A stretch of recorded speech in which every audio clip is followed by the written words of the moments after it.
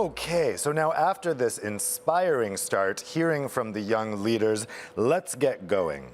The first day is going to be dedicated to a green economy for people and nature. We have 9 topics to go, 5 in the morning, our Brussels morning, and 4 in the afternoon. Yes, indeed. What a fruitful day we are looking forward to. Let's introduce the people who will ensure that we are always on topic. Our thematic moderators, a novel concept for EDD. Yes, thematic moderators are journalists and recognized specialists in their field, and they represent the diverse EDD community.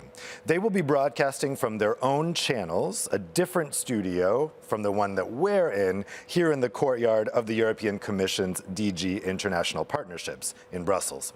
They will comment on the sessions, they will interview key speakers, and overall they'll create an engaging experience for you, or we hope they do, watching EDD from all over the world.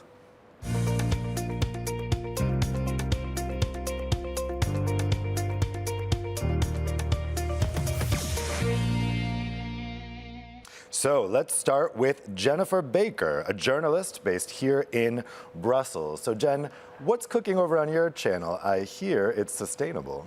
Thank you, David. It is indeed very sustainable because when you think about our planet, what do you think about Earth when you look at it from space? What do you imagine? You see a big blue marble, and it's blue. It's not green, it's not yellow, it's not red. And it's blue because the oceans take up so much of our planet, really. It's about 71, 72%. And that represents about 95% of the biosphere.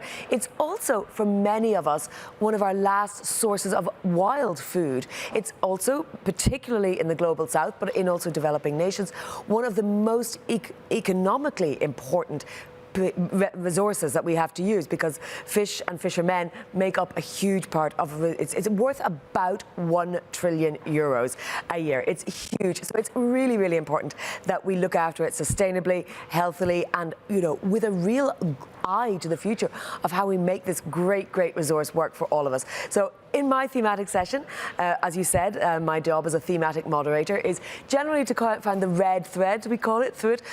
I prefer to say it's a bit of a blue thread because it is the blue economy that we are going to be looking at. I hope everyone's really genuinely interested to hear that you can't be green without being blue as well. Thank you, Jennifer. So, moving on to Cécile, you recently joined the DG INTPA as head of unit in charge of private sector trade and employment. Tell us, how important is green finance for the green agenda, and what are we going to see and hear today?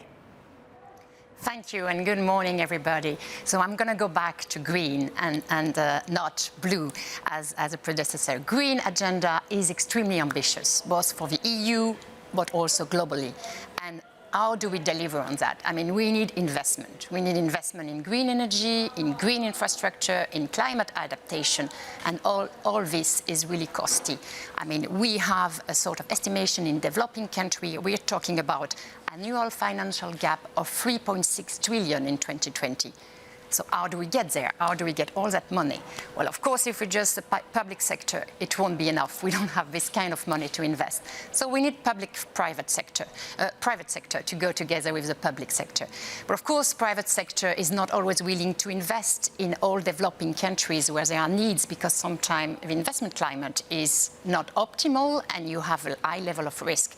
So if you combine public and private sector, if you do partnership, if you really create new innovative tools to unlock investment and the risk product, then we're talking about a new area of climate finance together with development aid integrated. So that's what the session will look at that. And we'll have a lot of, first, a global vision with a big new report from the UN being presented. And then we'll move into concrete projects and concrete stories also from development banks, from development agency, from country on the ground. We'll have, for example, in Brazil to see how they have shaped really their own strategy at the level of the central bank to really incorporate. Sustainable finance will move into Indonesia with a concrete bamboo project on climate adaptation, which also benefit local community. We look at city in Rwanda, we look in India, we look also in Europe with a lot of development financing institutions who are really playing an important part in driving this agenda. So that's a very diverse session that we will have, and really it's not going to be dry. You may think finance is a dry topic, but I can really guarantee we will have very concrete project, inspirational partnership to build back better together and greener. Indeed, it's super important stuff. Thank you very much, Cécile. So let's move on to Margherita SOLCA, a global partnership advisor with Enabel, the Belgian Development Cooperation Agency, where she is in charge of relations with partnership management with the EU and other international partners on climate change issues. So, Margherita, you'll be focusing on cities. We know that billions of people already live in cities, and even more will live in cities in the future. So why should we care about sustainable urbanization?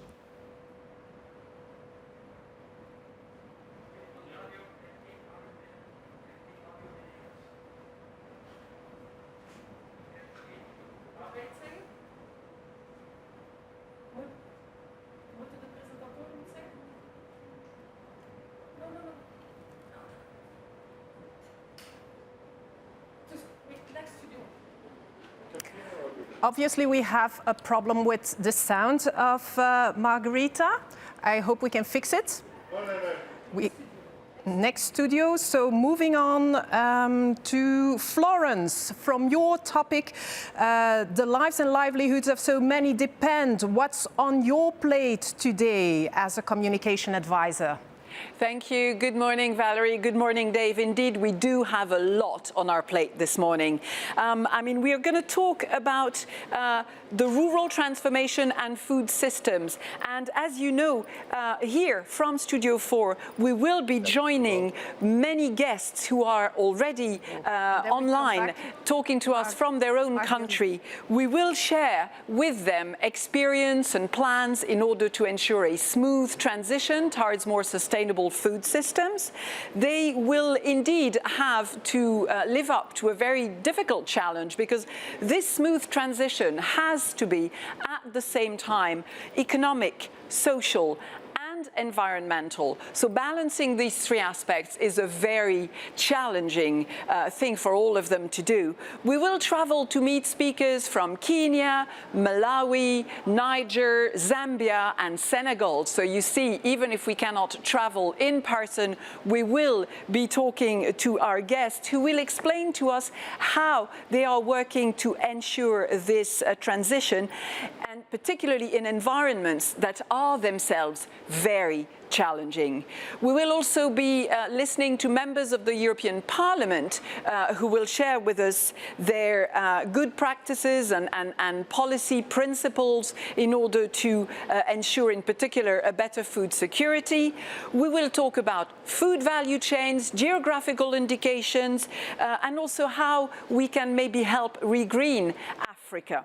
We'll hear from cooperation specialists, particularly on how they try to balance sustainability and affordability of the food that is produced, and also how they reconcile the traditional production and traditional products with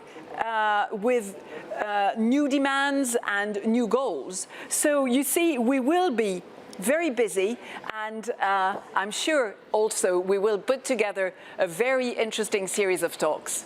It sounds super interesting. I like this idea of being able to travel around the world, even though we can't go there physically at the moment. I think that's the cool thing about all these panels, is they're bringing people from all over. So let's move on to a very important topic, which is the green and circular economy. Let's turn to Thibaut PORTEVIN. He's a policy officer for the green economy at the European Commission, who is an economist by education and has been working on international cooperation with the Commission since 2004.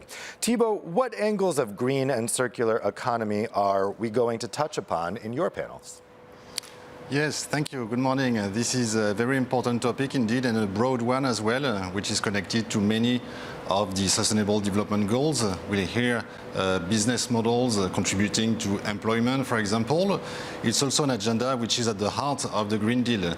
We should remember that 50% of greenhouse gas emissions and 90% of biodiversity loss and water stress come from resource extraction and processing. And that's for food, construction material, textiles, electronics, all these products we buy regularly. That means that we cannot address the environment and the climate crisis only through action in individual sectors like energy or transport, even if they are important. It means that we also need to change the economic system, and notably the way we produce and consume. So that's a very broad agenda, but which is emerging as more and more countries and development partners are working in this area.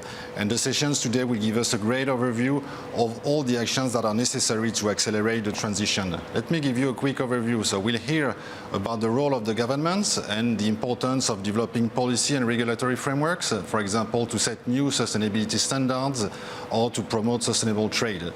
We'll hear about the role of the private sector, and we'll hear very concrete example of business cases in several sectors like mobility, like plastics, textile, construction materials, and others.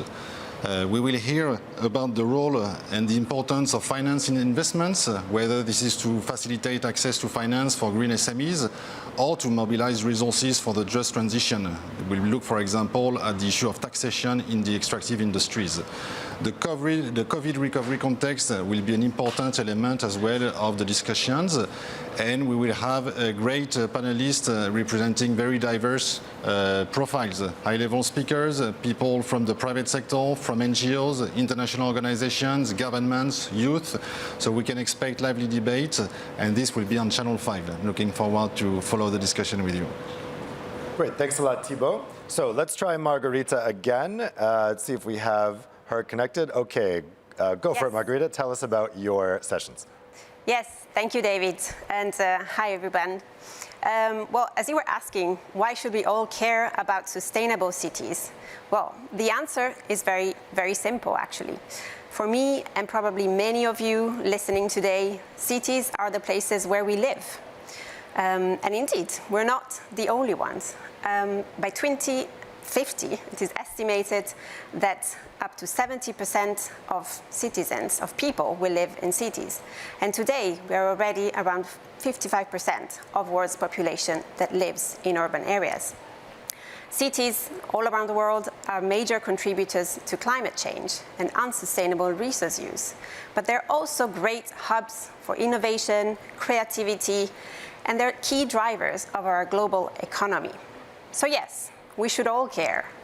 As individuals, as mayors, as public authorities, but also donors, as civil society, private sector, financial institutions. We all have a stake, and we all have a role to play in making cities more sustainable, more inclusive, safe, and resilient. So, if you want to be part of this journey and learn how cities all around the world are at the forefront of achieving this transition, well, stay connected on this TV channel 3. We have a great list of speakers and events lined up for you, from our high-level panel to our brainstorming sessions, our project and lab debates, to interviews with practitioners and experts from the field who will be sharing their experiences, their successes, but also the challenges and obstacles that they still face in making cities more sustainable and inclusive. So thank you, and back to you. Thank you, Margherita. Now we have come to the end of our segment. Thematic moderators will take over and join their studios. If their pitch has intrigued you, yes, you can check out their programming on the respective channel by clicking on the studio on the platform.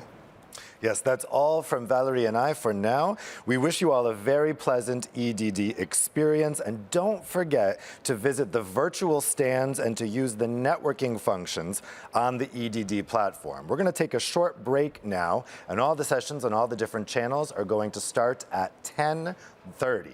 So we'll see you after the break at 10:30.